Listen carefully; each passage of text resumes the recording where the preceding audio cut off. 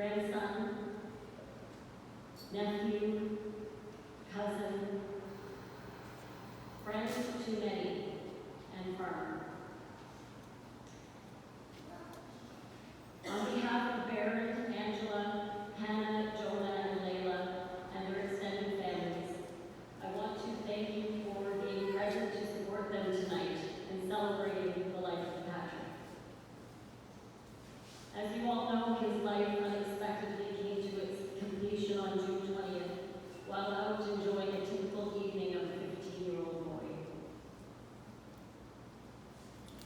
His death has torn into the fabric of this family and community and has left all of you who knew him feeling bereft and untethered. The shock and disbelief that you may be experiencing has a purpose in these early days to protect your broken hearts from completely shattering. Losses of this magnitude take a tremendous amount of time to come to terms with, to adapt to the ongoing presence of grief, and to eventually integrate it into your lives. For you not only mourn the loss of his life, but you also mourn a future that will no longer unfold. A future that may have included marriage, starting a family of his own, and one day taking over the family farm along with his siblings. Sarah York writes in her book, Remembering Well, that all deaths are not equal. This holds true when a young person dies, as it violates our expectations of the natural order of things. I wish I had words to ease your pain, but I do not. What I can offer all of you is this space to hold two things. The first one is to hold grief as you face this new, unwanted reality. And the second is to hold joy in having known Patrick and all that he brought with him in his short time here with you. Let us pray. Dear God, you have blessed our lives with the life and love of Patrick. Fill our hearts with deep gratitude as we prepare to honor him and to say goodbye to his physical presence. Comfort us and be our strength through the people you surround us with. Reassure us with the understanding that love does not die. Amen. I had the opportunity to spend time at Lindenberg Farms this past week with 16 members of the family, and Patrick was described as the salt of the earth poster boy. Angela says his 15-year-old body contained an old soul who was wise beyond his years. That is when he wasn't being goofball or harassing his siblings. He was polite and respectful, generous and helpful. He could walk into a room and be drawn to the one person who maybe wasn't feeling their best. Patrick would go to them and talk with them, hoping to make them feel better. He had a knack for sensing when others were not doing well, and he would strive to fix that. His mom recalled a time when a close family friend had died tragically, and how Patrick, 10 years old at the time, prepared dinner and set the table for his mom and dad. When they came in from the bar, he urged them to sit down, telling them that they needed to eat.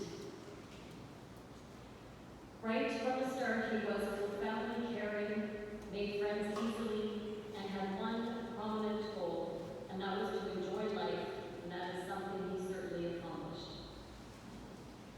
From a young age, his persistence helped him achieve his dreams of owning his own dirt bike and snowmobile, paid for with his own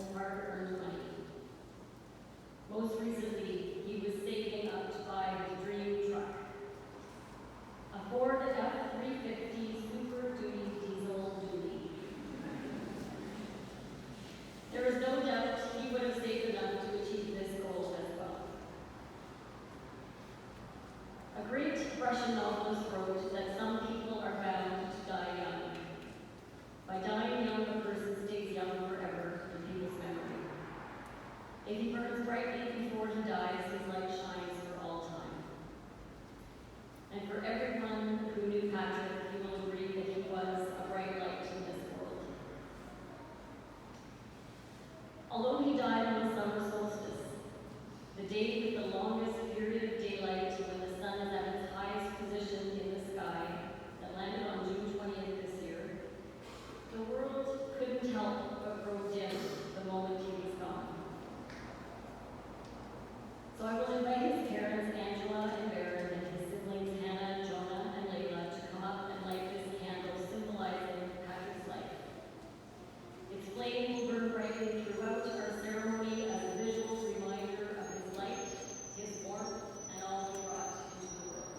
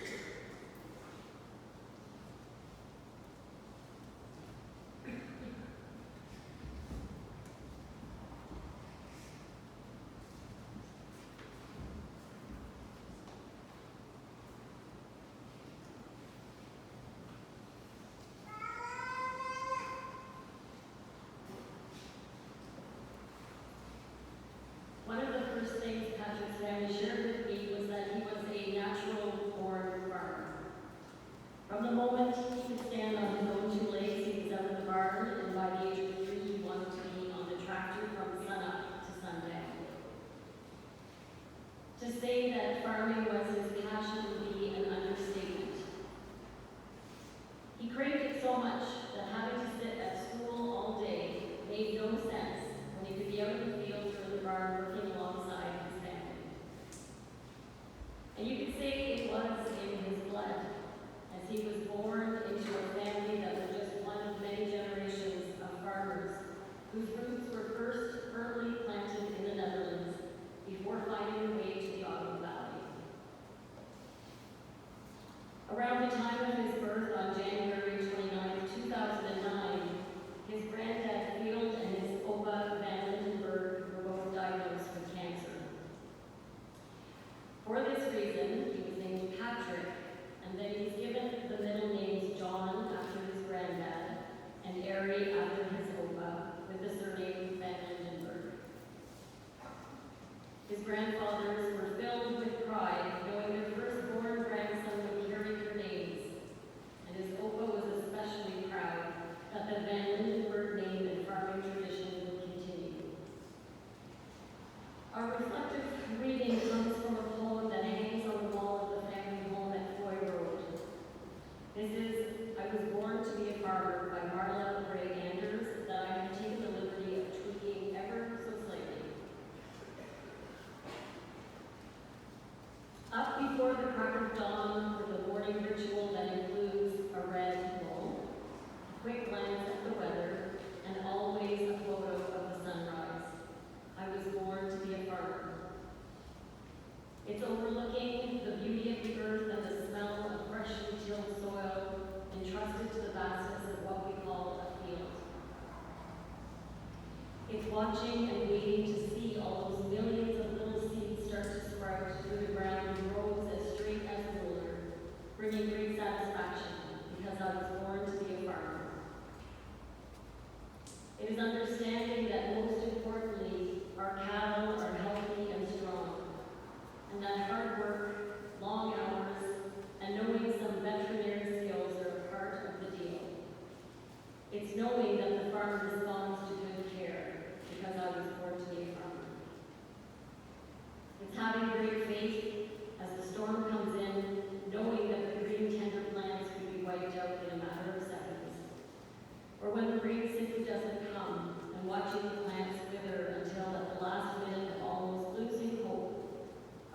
cloud rolls in and the sky opens right at that moment, with just enough to get a little relief and a renewed faith, because I was born to be a farmer. It's keeping up with technology, realizing that it's a sure necessity, but always looking back with the fondest of memories and great admiration of how Dad does things and how Opa did things, because I was born to be a farmer.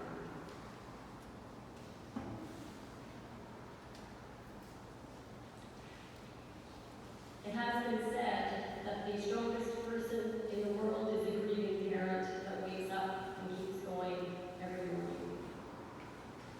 Barrett and Angela will need all of your love and support to carry them through these initial, intense, difficult days and in the weeks and months ahead.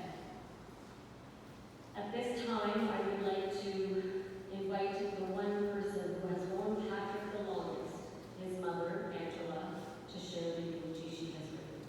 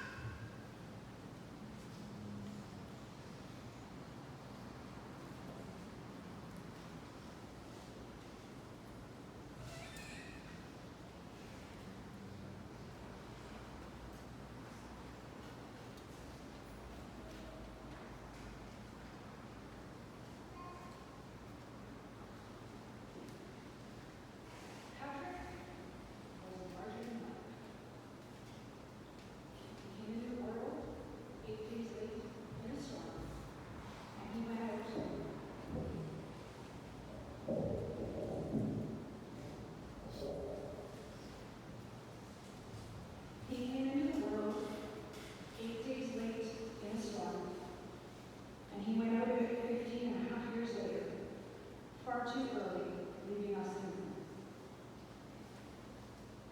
like a living that he cut into those 2 short years.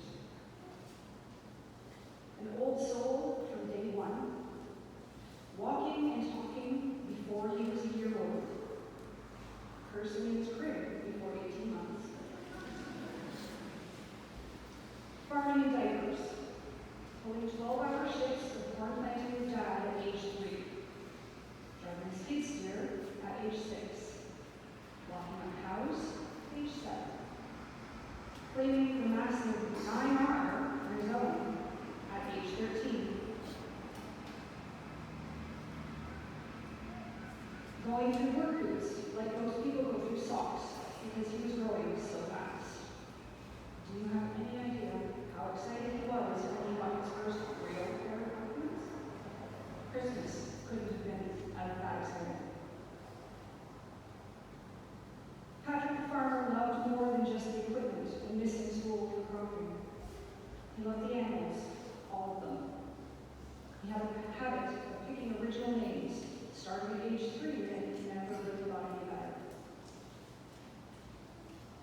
Madly in love with his first pet, a guinea pig, he exclaimed, "I'm going to name him Razzle Dazzle." With his wide blue eyes and his huge grin flashing. His beta fish? Licks. He had a flock of chickens. Hey and Naked Susan were his favorites.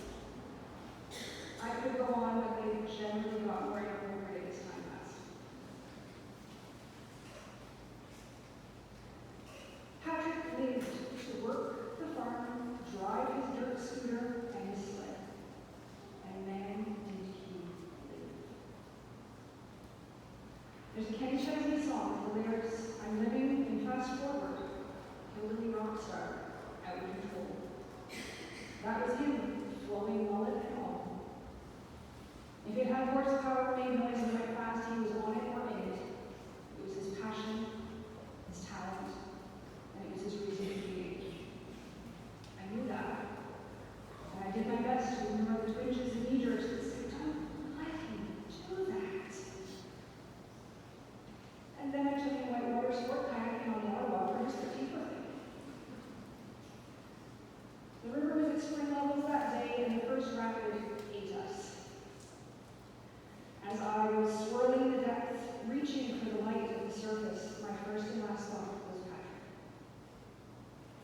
Finally, spit out by the waves, I searched for him in the phone.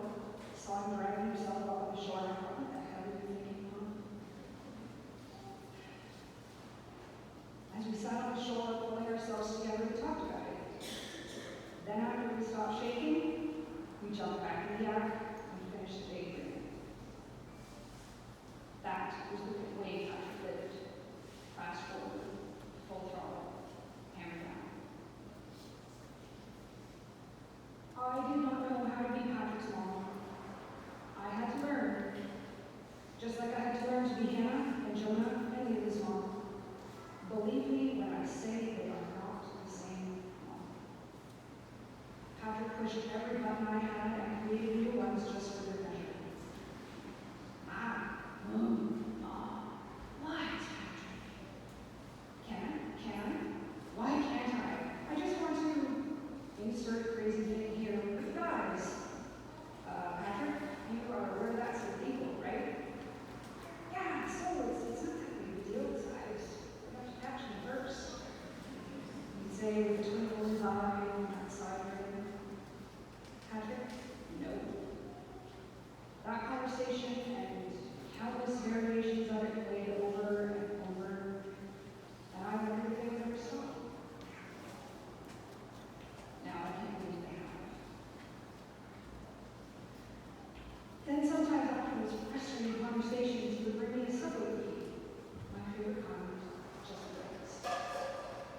Or he would take on a household task that needed doing, a yard task that had to be done. Helpful was second nature to Patrick. Other times it would take 2 weeks just to get him to get his clothes from the laundry. I cannot afford the hair dye to cover graves that this boy has given me. Strains, sprains, breaks, and then I thought what it was the worst. His sled accident that rushed us to Shield, lights and sirens on the way, no stop. How can it possibly get worse than this week ahead, watching my boy suffer, and then watching him frustrated for his lack of ability to do much of anything once he was home? I had no idea how lucky we were. He blew the doctors out of the water with rapid and full recovery, unheard of in medical circles. They didn't fast forward. Mom, can I buy your sled? Jesus, no, Patrick. So he bought his sled the following fall. Believe it or not, this hillbilly, morbid man child had a heart as big as the grassy plains. He wouldn't let on, but he felt deep. He hurt when he messed up, but he always owned up to it. He hurt when you hurt. He wanted to make things right for you, for them, for everyone. If a cookie would suit it, he'd bake it. If staying up to a bully for someone who would solve it, he'd pop up and scrap. Never throwing the first touch though. Mom and Dad said you never started, but you could finish it. Finish it, he would. Friends, and yes, his siblings, were important to Patrick. He cared for you all. Older, younger, same age, he wanted to be with you. Sometimes. Share with you, encourage you. He wanted to be a delinquent with some of you too. Boys, and I know you are listening to this, and I know you know who you are. I am so grateful to all of you. I am grateful that he snuck out, that he took that damn dirt scooter when and where I said he couldn't, just to rip and tear with you all.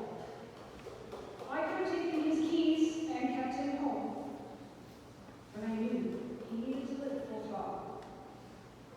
Now he rides and rips with you all in the sunsets, and I want to listen along beside you. Over the engines, his whoops and his yips, he's going to be there, egging you on. But for the sake of your grandma's hearts, try to be safe.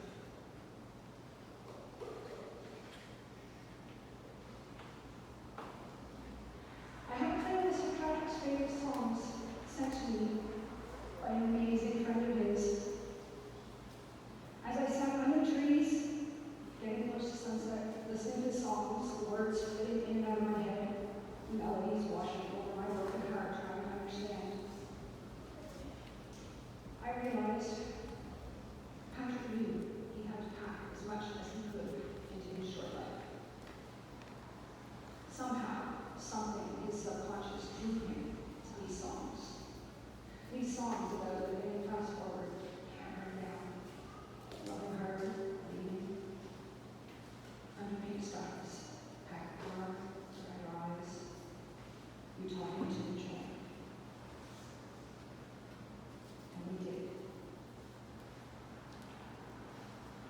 We taught him to love with his whole heart.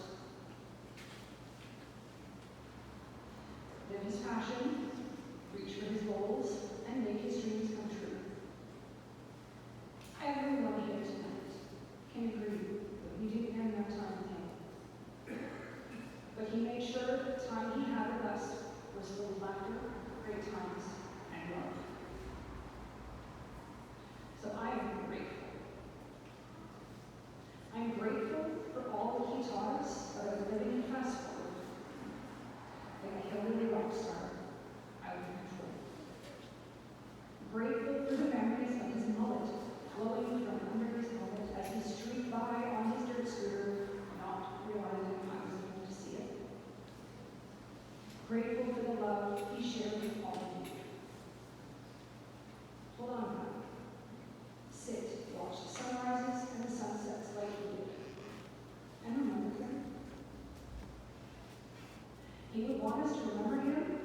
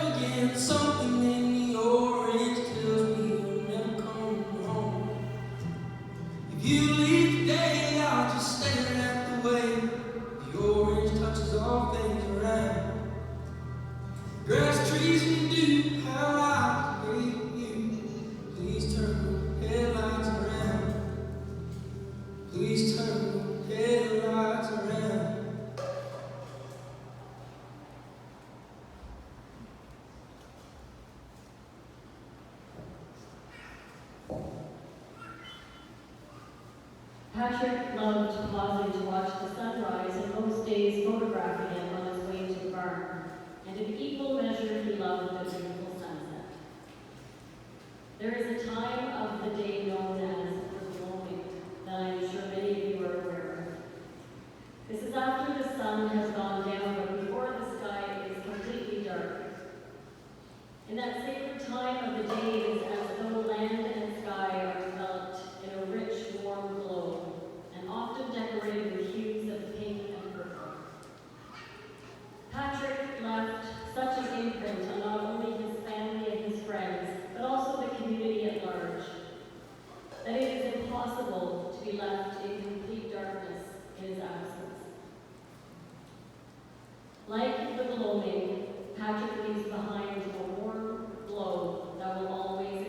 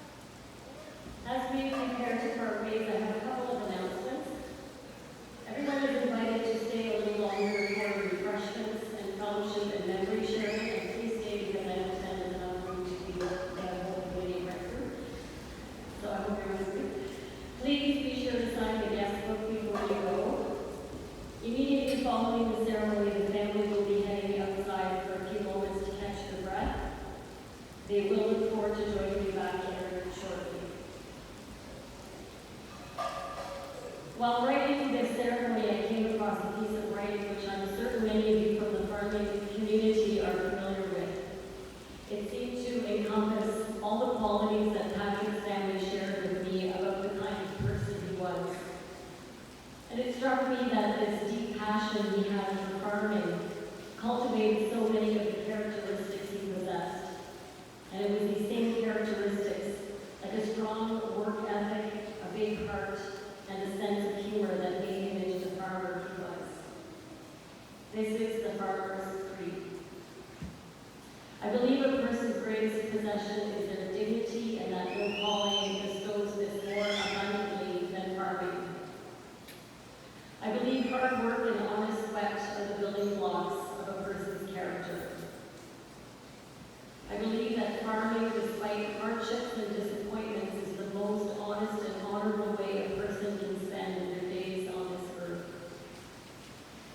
I believe farming nurtures the close family ties that make life rich in many ways that money can't buy. I believe farm children are learning values that will last a lifetime and can be learned in no other way. I believe farming provides education for life, and that no other occupation teaches so much about birth, growth, and maturity in such a variety of ways. I believe many of the best things in life are indeed free. The splendor of a sunrise, the rapture of wide open spaces, the exhilarating sight of your land green each spring. I believe that true happiness comes from watching your crops ripen in the field and your whole family feeling the pride that springs from their shared experience, the confirmation of a job well done in the glory of sunset.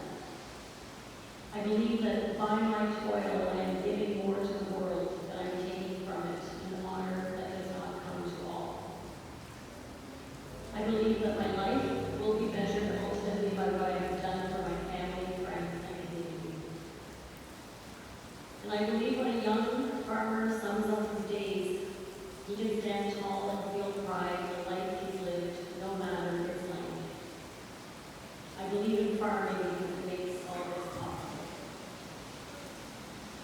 I'm going to encourage or challenge every person here to make a point to look up from your phones, for those of you who look at your phones a lot, at least once this summer, and you are going to a back room and sit and watch the sunrise and the sunset in memory of Patrick. And you can even take a photo and send it to the family to see. For the non-farmers in the room, if there are any non-farmers in the room, if you have rarely seen a summer sunrise, it is worth waking up at the crack of dawn to watch a new day unfold.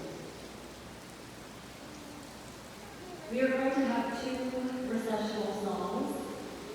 The first one is Last Drive Down Main by Morgan Wallen, which was another favorite of Patrick's. We're going to just listen to that play through, stay seated and stay wherever you are standing. And the second song was chosen by Patrick's parents and is the perfect choice to close our ceremony. On that note, go